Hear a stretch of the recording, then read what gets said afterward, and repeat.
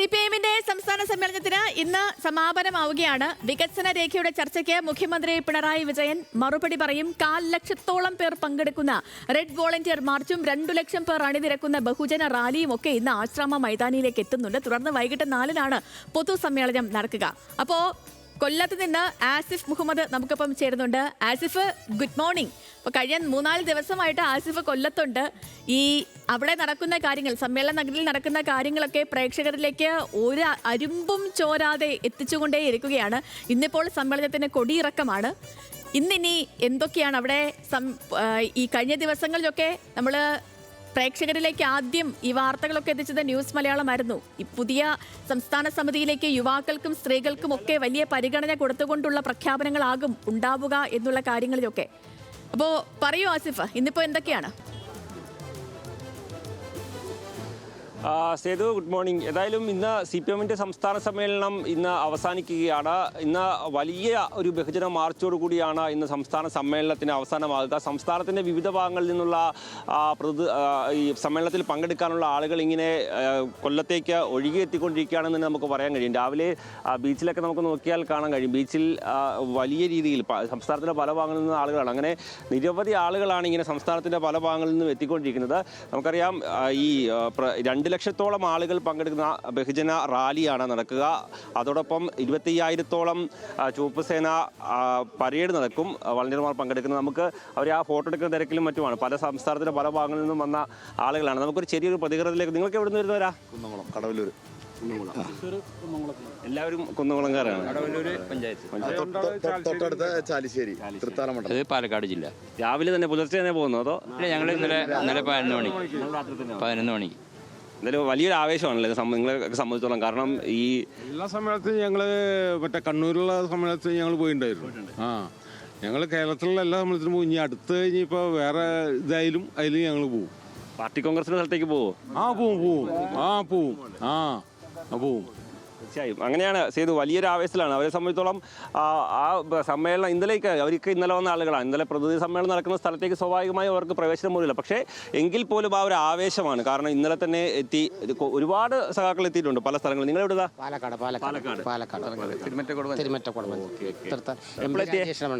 എപ്പോഴെത്തി? ഞങ്ങളിത് കാലത്ത് 4 മണിക്ക് വൈകുന്നേരം വരെ കാത്തു നിൽക്കണ്ടെന്ന് വിചാരിച്ച് ഇങ്ങ് പോകുന്നതാണ്.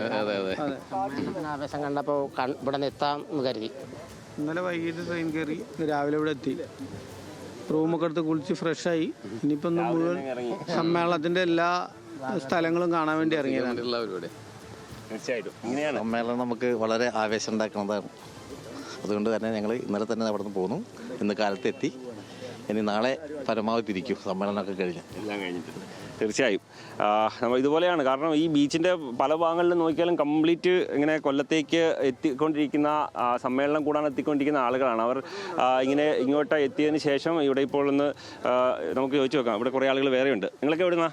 തൃശ്ശൂര്. നേരത്തെ തന്നെ എത്തി? ഞങ്ങള് 3 ദിവസം മുന്നേ എത്തി. ഇവിടെ ഉണ്ടായിരുന്നല്ലേ? ഇവിടെ ഉണ്ടായിരുന്നു. സമ്മേളനം പറഞ്ഞത് നമുക്ക് ഒരു ആവേശം നൽകുന്നതാണല്ലോ. അപ്പോൾ പ്രതിനിധികളല്ലെങ്കിൽ പോലും ആ 3 ദിവസമായിട്ട് ഇവിടെ വന്ന് അങ്ങനെ നിൽക്കുക. ഞങ്ങളെല്ലാവരും സേതു, ഇതുപോലെയാണ്. ഞാൻ പറഞ്ഞില്ല, നേരത്തെ പറഞ്ഞത് പ്രതിനിധികളല്ല ഇവർ. പക്ഷേ ഇവർ സമ്മേളനം തുടങ്ങിയ ദിവസം തന്നെ ഇവിടെ എത്തിയേക്കാണ്. ഇന്ന് പ്രധാനമായും സമ്മേളനത്തിൽ നടക്കാനുള്ളത് നവകേരളത്തിൻ്റെ പുതുവഴികൾ എന്നുള്ള വികസന രേഖയിൽ മുഖ്യമന്ത്രി പിണറായി വിജയൻ മറുപടി പറയും. ആദ്യ ദിവസം വലിയ ഗംഭീരമായ ചർച്ചയാണ് ഇതുമായി ബന്ധപ്പെട്ട് നടന്നത്. അതിന് ഇന്ന് മുഖ്യമന്ത്രി പിണറായി വിജയൻ മറുപടി പറയും. അതിനുശേഷമാണ് മറ്റ് സംസ്ഥാന സമിതി അംഗങ്ങളെയും പാർട്ടി കോൺഗ്രസ് പ്രതിനിധികളുടെയും തിരഞ്ഞെടുപ്പ് നടക്കുക. അതിനുശേഷം സംസ്ഥാന സമിതി യോഗം ചേർന്നാണ് പുതിയ സെക്രട്ടറിയെ തിരഞ്ഞെടുക്കുന്നതിലേക്ക് കാര്യങ്ങൾ പോവുക. സേതു സൂചിപ്പിച്ചതുപോലെ മറ്റൊരു മാറ്റത്തിനൊന്നും സാധ്യതയില്ല എന്ന് തന്നെയാണ് നമുക്ക് നിലവിൽ മനസ്സിലാക്കാൻ കഴിയുന്നത്. കൊല്ലം സമ്മേളനത്തെ സംബന്ധിച്ചോളം മറ്റ് വിഭാഗീയതയൊക്കെ പൂർണ്ണമായും അവസാനിച്ച ഒരു സമ്മേളനം. അതിനാൽ തന്നെ അങ്ങനെ ഒരു അട്ടിമറിക്കോ മറ്റ് തെരഞ്ഞെടുപ്പിലേക്കോ മറ്റോ പോകാനുള്ള ഒരു മത്സരത്തിലേക്കോ മറ്റോ പോകാനുള്ള യാതൊരു സാധ്യതയുമില്ല. എന്തായാലും സമ്മേളനത്തിനുള്ള എല്ലാ ഒരുക്കങ്ങളും പൂർത്തിയായി കഴിഞ്ഞു. 2 ലക്ഷത്തിലധികം ആളുകൾ പങ്കെടുക്കുന്ന ബഹുജന റാലിയാണ് നടക്കുക. അതോടൊപ്പം 25,000-ഓളം അംഗങ്ങൾ പങ്കെടുക്കുന്ന ചുവപ്പ് സേന പരേഡ് നടക്കും. 3 മണിക്ക് ചുവപ്പ് സേന പരേഡ് ആരംഭിക്കും. ആകുമ്പോഴത്തേക്ക് 2 സ്ഥലങ്ങളിൽ നിന്നാണ് ഈ ചുവപ്പ് സേന പരേഡ് എത്തുക.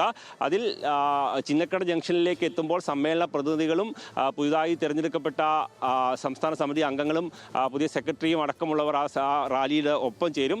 അതിന് ശേഷമാണ് 24 പാർട്ടി കോൺഗ്രസിൻ്റെ ഒരു സന്ദേശം വിളിച്ചുവന്ന 24 വനിതകൾ ഏന്തുന്ന ചെങ്കൊടികളുമായി, വലിയ ചെങ്കൊടികളുമായി ആ റാലി ഇങ്ങനെ മുന്നോട്ട് വരികയും ആശ്രാമം മൈതാനത്തേക്ക് എത്തുകയും ചെയ്യുക.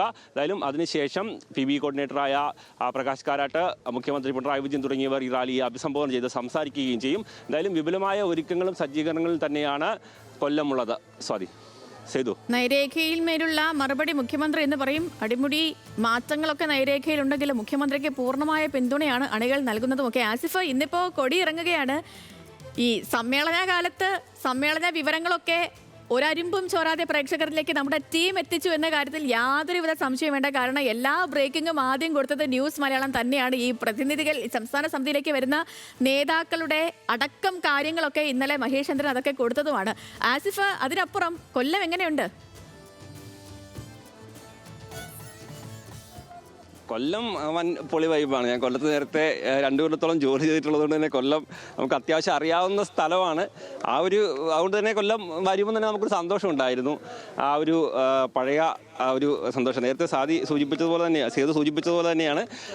നമുക്കിവിടെ ഒരു ചെറിയൊരു ഒത്തുകൂടലൊരു പാട്ട് കേൾക്കാൻ തോന്നുന്നു. അനു ലാൽ സലാം ലാൽ സലാം ലാൽ സലാം സഖാക്കളെ, ഓൾകതന്നലകളിൽ യാന്തിതൻ തടങ്ങളിൽ നിന്നുദിച്ച താരമേ ഉദയരാഗ പുഷ്പമേ, നിന്നുദിച്ച താരമേ ഉദയരാഗ പുഷ്പമേ, ലാൽ സലാം ലാൽ സലാം ലാൽ സലാം സഖാക്കളെ, ലാൽ സലാം ലാൽ സലാം ലാൽ സലാം സഖാക്കളെ. ഇത് ഇങ്ങനെയാണ്. ഇനിയുള്ള മണിക്കൂറുകൾ കൊല്ലത്തിന്റെ പല ഭാഗങ്ങളിലും ഇങ്ങനെയായിരിക്കും. വിപ്ലവ ഗാനങ്ങളും പഴയ ഓർമ്മകളും എല്ലാം പങ്കിട്ടുകൊണ്ട് ഈ സഖാക്കൾ ഇങ്ങനെ പല ഭാഗങ്ങളിലുമായി ഒത്തുകൂടും. എന്തായാലും സേതു സൂചിപ്പിച്ചതുപോലെ തന്നെ കൊല്ലം നല്ല വൈബ് സ്ഥലമാണ്. കൊല്ലത്തെക്കുറിച്ച് പറയുകയാണെങ്കിൽ നമുക്കറിയാം, കൊല്ലത്തിന്റെ ഏറ്റവും വലിയ പ്രത്യേകത ആശ്രാമം മൈതാനമാണെന്ന് എനിക്ക് തോന്നുന്നു. കാരണം ഇത്രയും വലിയ സമ്മേളനം നടക്കുമ്പോൾ പോലും അവിടെ എത്ര ആളുകളെ വേണേലും ഉൾക്കൊള്ളാനും വാഹനം പാർക്ക് ചെയ്യാനും ഒക്കെയുള്ള അത്രയും വലിയ സജ്ജീകരണം ഉള്ളതുകൊണ്ട് തന്നെ കൊല്ലത്തിന് സമ്മേളനം നടക്കുമ്പോൾ പോലും കൊല്ലം ഒരു സാധാരണ രീതിയിൽ തന്നെ കൊല്ലത്തെ ജനങ്ങൾക്ക്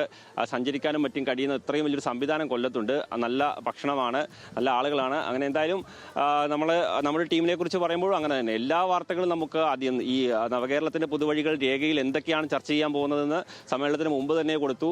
ഇന്നലെ മഹേഷ് ഏട്ടൻ കൊടുത്ത വാർത്തകൾ ഏത് തരത്തിലേക്ക് ആയിരിക്കും തീർച്ചയായും ആസിഫ്, തുടക്കം മുതൽ സമ്മേളനം തുടങ്ങുന്ന സമയം മുതൽ തന്നെ എനിക്ക് തോന്നുന്നു സമ്മേളനത്തിന് കൊടി വരുന്നതിന്റെ തലേ ദിവസം മുതൽ തന്നെ എന്താകും നാളെ പറയാൻ പോകുന്ന കാര്യങ്ങൾ എന്നതടക്കമുള്ള കാര്യങ്ങൾ ന്യൂസ് മലയാളം പ്രേക്ഷകരിലേക്ക് എത്തിച്ചു.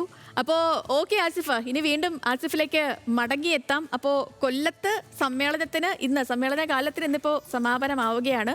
അവിടുത്തെ കാഴ്ചകളും അവിടുത്തെ വിവരങ്ങളും ഒക്കെ വിശദമായി തന്നെ പ്രേക്ഷകരിലേക്ക് എത്തിക്കുകയായിരുന്നു നമ്മുടെ ആസിഫ്.